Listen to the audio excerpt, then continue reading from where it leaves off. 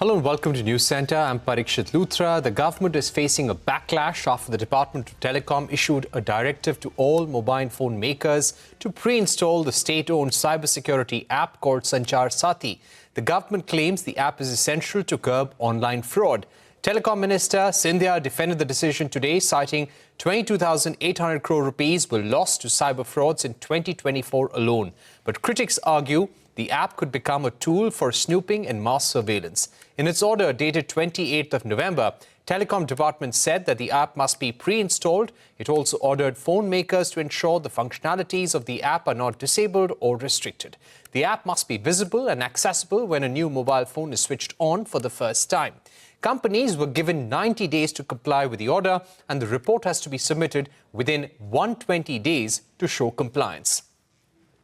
Minister Scindia defended the order and cited how the opposition parties have been complaining about rising cyber frauds. The minister also said that the app can be deleted if the user wants, and the app will lay dormant on the phone if a user chooses not to register. Just yesterday, Minister Scindia had defended the decision to make the app mandatory for all citizens. Here's what the minister said yesterday and today.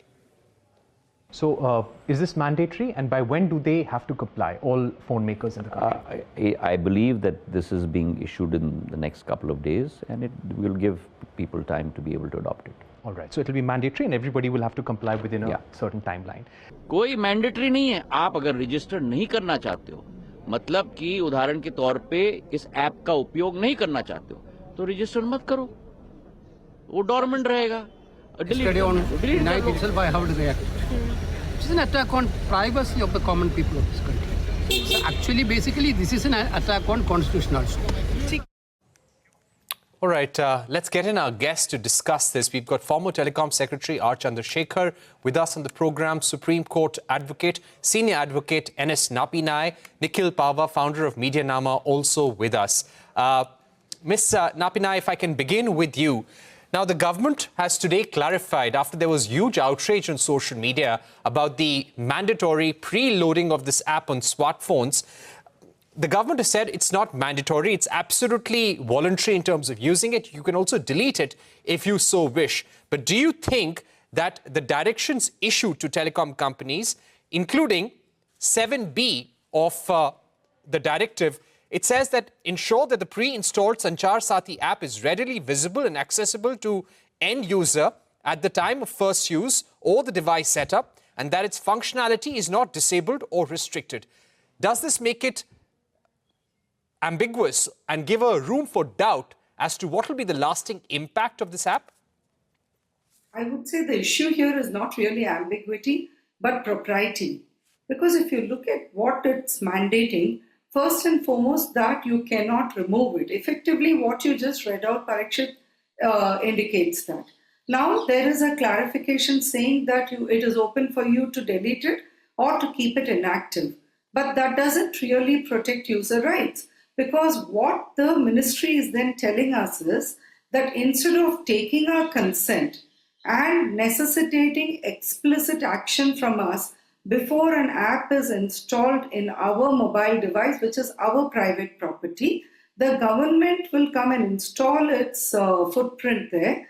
And that digital footprint is not just about me registering and allowing for sharing of certain data.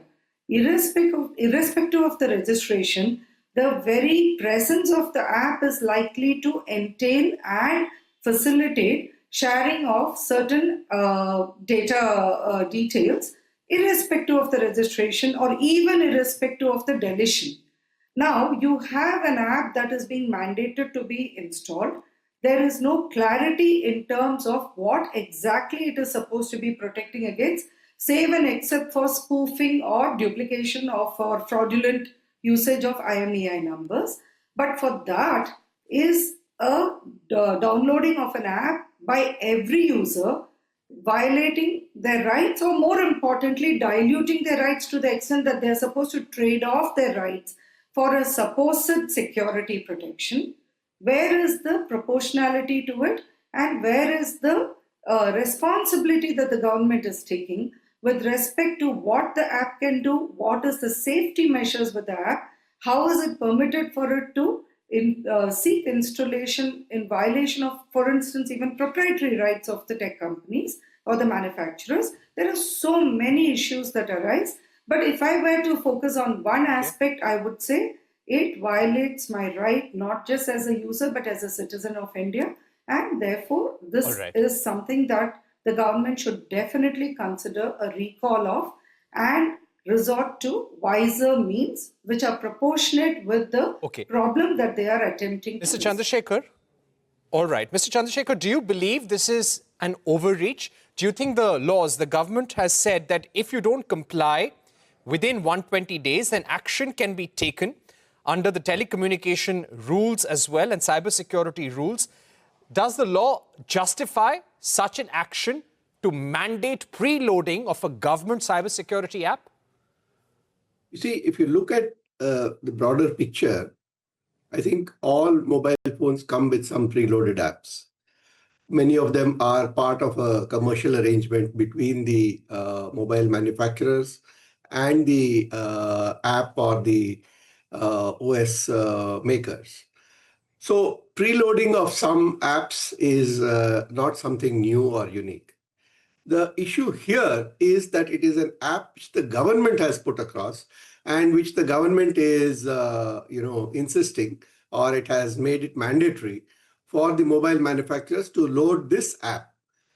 Now, the balance that the government needs to strike is clear, that there is near universal coverage with mobile phones today in the country, and the frauds on the mobile phone are rising. So measures to curb frauds or to make it more difficult for fraudsters to commit the fraud, or if they commit the fraud, to escape detection, are certainly quite desirable.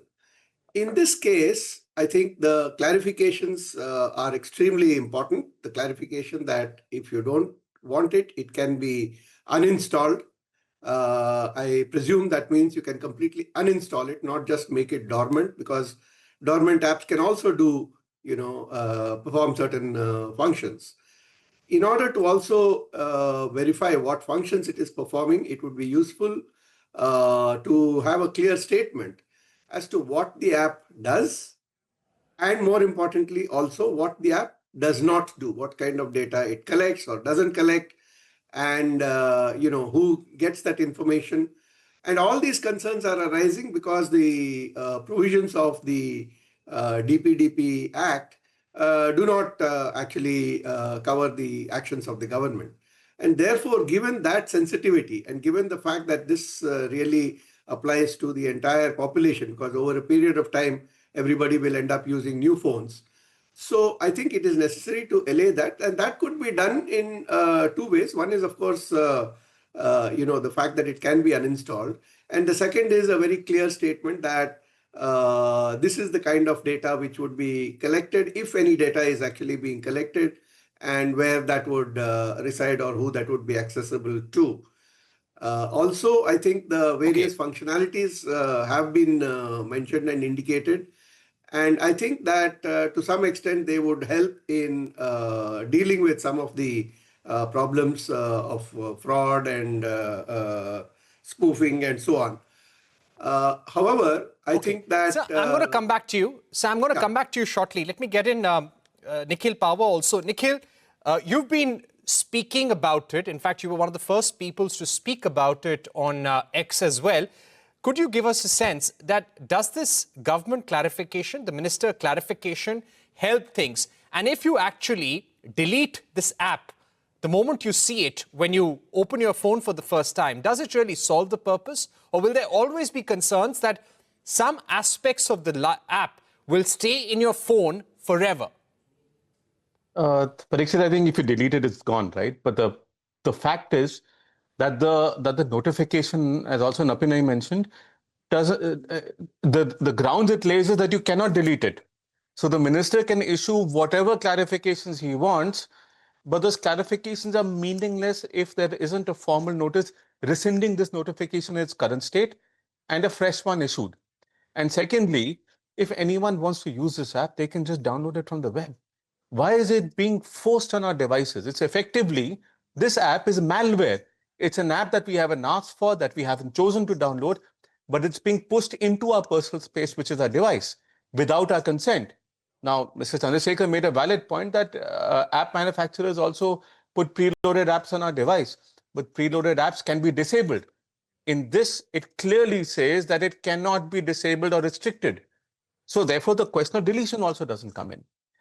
Secondly, this app creates a security vulnerability. It's a honeypot. Everybody will have this app because it's going to be forced into their devices, which means if someone has to access anybody's device, all they have to do is hack the app. And we know how great government technology is, right? And how their apps function and how their websites function. There's also been no public consultation. They took no feedback. This is just a diktat going straight, just like it did with SIM binding. So the Department of Telecom, which until recently had no remit to regulate apps and OTTs, and which is what Ashwini Vaishnav, Telecom Minister, had promised us, they've gone, they basically sidelined that promise. That promise doesn't mean anything anymore. And they're trying to regulate the internet and apps, right? The most important point is, till now, nobody has clarified how exactly this app will help me. The apps that I keep on my device are the apps that I use every day or every few days or maybe once every few months. This app isn't needed, as far as I can see, unless you lose your device. If it's so Nikhil, useful, I'm going to come back to you. One second, if it's so useful, Right. I'll install it now. It's for me. It should be my choice. Got it. You know, what the government has said now in a press release, that this Sanchar Saathi app has seen 21.5 crore visits, 1.4 crore downloads, 1.4 crore phones have been disconnected, 26 lakh phones traced, 7.2 lakh phones which have been recovered as a result of the Sanchar Saathi app. So this is their way of trying to justify how this app has helped in the past, and that's why they want to curb the menace of cyber frauds in the country, and that's how they're trying to justify it. I'm going to come back to you, Nikhil, but Mr. Chandrashekhar, the larger question here, can the government really enforce it? Look at what Apple is saying. According to various reports, the industry has raised concerns about it, saying that there has been no pre-consultation. Number two, Apple has conveyed that there are concerns around privacy, security, and they will not be complying with this order. So how will you enforce this? Well, I think two things here. First and foremost, I certainly endorse the view that consultation would have helped, should have helped. There was no need to rush it through without some measure of consultation and hearing the points of view. And there would be no need for issuing an order and then giving clarifications. And as I think Nikhil pointed out, there is a little bit of a variation perhaps between the clarifications which were issued and what the order says. So all these kinds of problems would have been averted if there was a measure of consultation and preparing people. And especially when you're dealing with something which affects over 1 billion people, I think that step not having been gone through perhaps was unnecessary and it was avoidable. The other, the concern that I would have is slightly different. You know, the thing is that when you have a problem, at that time, you don't want to go running around for an app which can help you or, where you need to go to report it or to get some action. So there are some benefits of having it preloaded. However, the question is that most of the people, the most vulnerable people to those kind of frauds, may not really have the wherewithal to actually use an app like this in a moment of distress. So I think it calls for a lot of awareness building and enabling people to understand why it protects them, how it protects them. I think that and what really this app does, as Nikhil was pointing out, what really does this app do? Ms. Nappinai, if I were to ask you, does this directive pass the proportionality test? The likes of Internet Freedom Foundation have said they are going to challenge this till the time this directive is rescinded, is set aside. Do you think there are strong grounds to challenge this? Certainly. There are two parts to your question. I was going to say certainly not, but that was to the proportionality part of it, not the last part of it. Are there grounds to rescind the directives? Definitely. So here is my take. You were rightly pointing out the three criticalities that the Puttaswamy judgment set out of state law, legitimate aim and proportionality. Even on the second leg in terms of legitimate aim, I feel that this direction fails, because legitimate aim emphasizes the word legitimate to the extent that you have to show that only this remedy and no other is going to be relevant or effective. So if you yourself are saying that your Sanchar Saathi app is so effective that so many people, many crores or thousands or lakhs have benefited, then there lies the test that what is already there is effective. That cannot be a ground for a government to force users to adapt to something. It still has to All be right. by them consent. Okay. And one final right. clarification with what Mr. Chandrashekhar said. Preloaded apps raise the issue of corporate surveillance, which you can counter through antitrust laws, amongst others. When a government does the same, you are subjected to surveillance, then it is unconstitutional. All right. Nikhil, finally, Apple is right in saying that they don't need to comply. If companies decide that they're not going to comply with this, they're not going to preload these apps, how much action and what action can the government really take? No, look, Apple gets a free check in this country anyway when it comes to regulation, even with the traceability requirement in the IT rules in 2021. Apple didn't come under it. WhatsApp had to go to court to prevent it, right? So regulations in this country seem to apply differently to Apple because we want them to manufacture here. And I think an argument can be made that a law should apply or a regulation should apply equally to everyone without exception. So if Apple can refuse to do this, I would say, why can't the other manufacturers? And frankly, that aside, I think none of the manufacturers should do this. The fact is this needs to go. And to Mr. Chandrasekhar's point, there is no little variation. There's a clear contradiction between what the regulation, what the circular says or the directive says, and what the minister has said.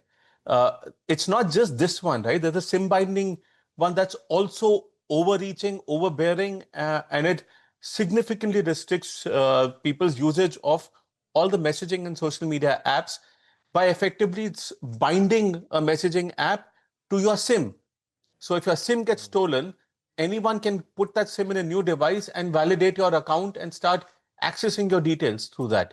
So I think these are thoughtless regulations. That's a broader concern from the Ministry of Telecom, and it doesn't deserve to regulate the internet. It has no legal basis to regulate the internet. Okay, I think this needs to go back to Meti. You're clearly saying that. So you're clearly saying that the government should revoke this order, and that's what the minister also told CNBC-TV18, that be it SIM binding or preloading, or mandatory preloading of the Sanchar Saathi app, all of these guidelines have to be seen together as measures to boost cybersecurity. But then there is a question of proportionality, legality, and whether the government can actually force companies to comply. All of that remains to be seen. Thank you very much, ladies and gentlemen, for joining us. We're taking a short break, but don't go anywhere. We will be joined by Priyanka Chaturvedi, Rajya Sabha MP from Uddhav Thackeray's Shiv Sena on the other side.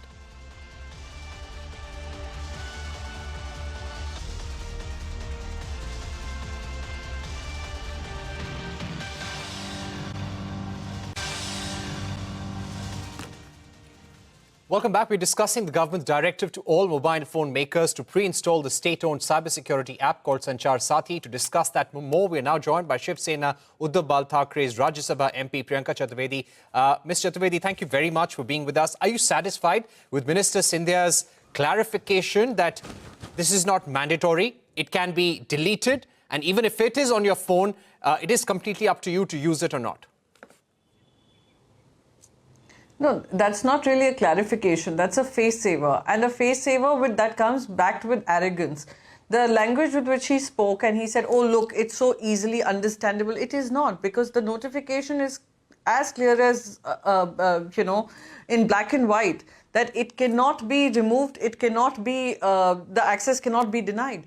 It was a compulsory pre-loaded app that was mandated by the Department of Communication to all mobile phone manufacturers, and that is why you're seeing a pushback coming from telecom companies as well.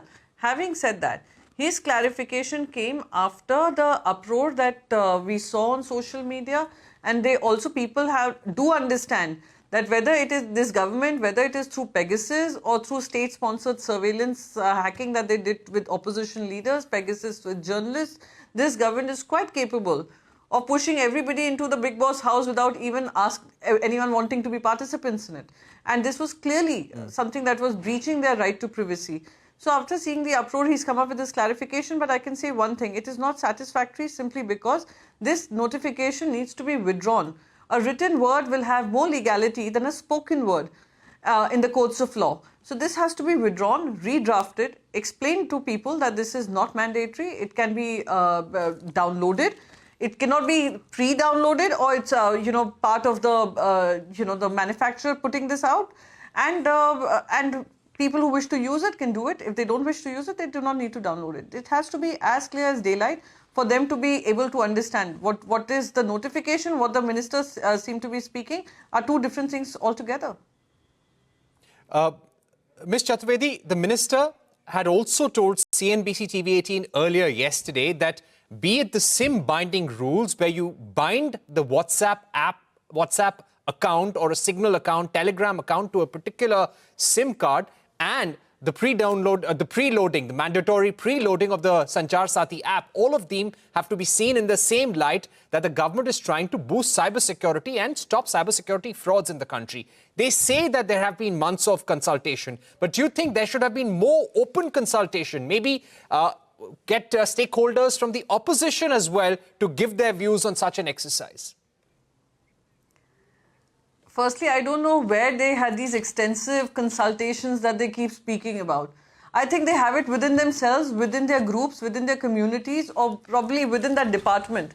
Because as member of the Standing Committee of IT and Communication, it never came to us.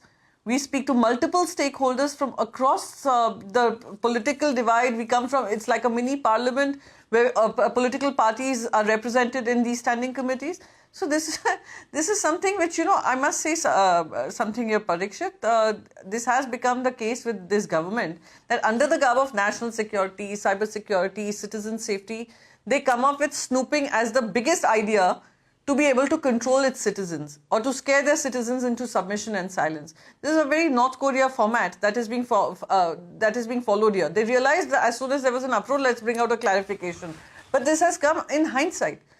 Because, like I said, the clarification is only coming after an uproar. So, also the other point being, if they want to really talk about cyber safety, we hear data theft happening every single day, cyber breaches happening every single day, right from the government data to AIMS data to Aadhaar data to health record data, everything is up for grabs. So, first probably foolproof the cyber security systems of our own networks before you talk about citizen safety. And mandating something and making it look like a snooping compulsory app that needs to be there is absolutely ridiculous.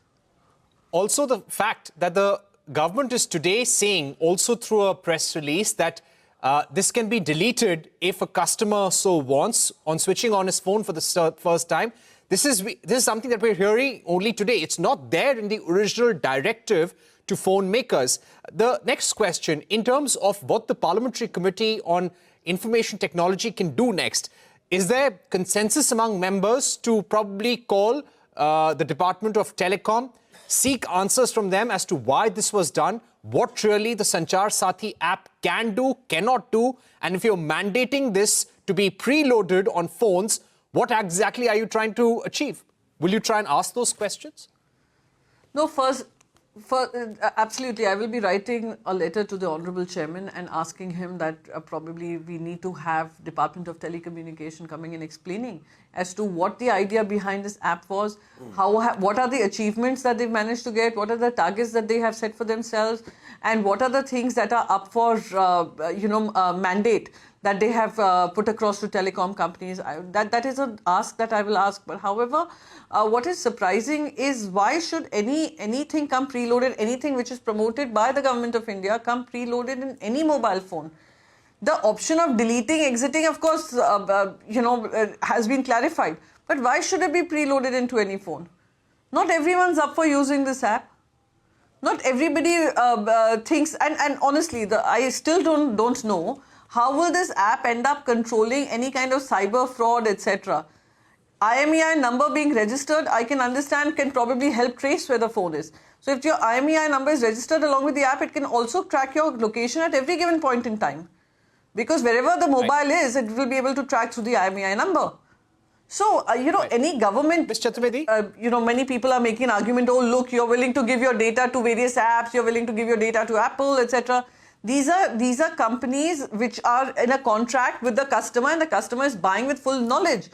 Now, you are giving a government-mandated app and allowing the government to use your data, to harvest on your data, to know where you are at any given point in time, and also breaching their constitutional right and authority. I think it's ridiculous. And thinking that people this will pass people's scrutiny was a bad idea and came out in bad faith. And also there will be a question on how can you implement it legally as well. As one of our panelists earlier pointed out, yes, there are preloaded apps, but there are commercial contracts between the app makers and the company. Here, there is no commercial contract between the government of India and Apple or Samsung for that matter. So how can you force someone to keep that as a pre-downloaded app? Thank you very much, Ms. Chaturvedi, for joining us on the program. That's all the time we have here on Newscentre. Goodbye and thanks for watching.